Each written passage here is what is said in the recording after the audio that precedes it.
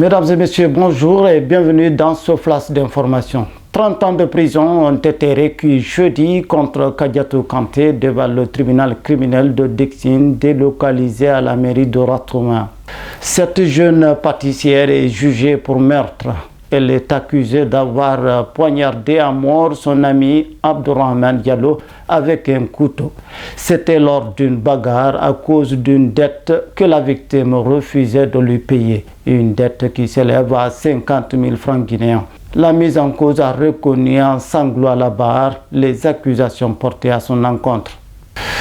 Le procès d'Aboubacar Diaby s'est poursuivi jeudi à la cour d'appel de Conakry. Ce franco-guinéen est jugé en appel pour trafic international de drogue. Il a été interpellé à l'aéroport international Ahmed Sékou Touré avec plus de 6 kg de cocaïne.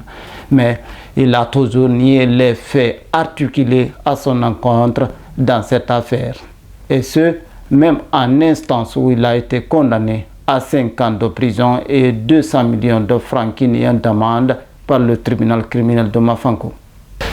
Le gouvernement guinéen vient de signer un protocole d'accord pour la construction d'une autoroute à péage Kagolen-Tanene sur une distance de 50 km. L'annonce a été faite jeudi par Mourana Souma, le ministre de l'économie et des finances. La réalisation de cette infrastructure coûte 386 millions de dollars. À Bofa, le corps d'une fille de 15 ans a été retrouvé mardi à Yaraya, un district relevant de la commune rurale de Koba. La défunte Sarata Silla a été portée disparue depuis samedi dernier.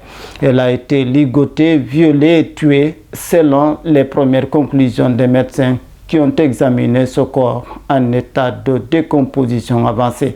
Des enquêtes ont été ouvertes par les autorités pour retrouver l'assassin de cette jeune fille et élucider les circonstances dans lesquelles ce drame s'est produit.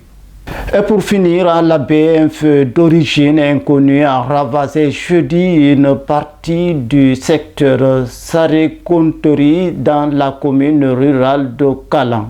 Il n'y a eu aucune perte en vie humaine, mais d'importants dégâts matériels sont à déplorer. Les citoyens ont été débordés par les flammes attisées par le vent.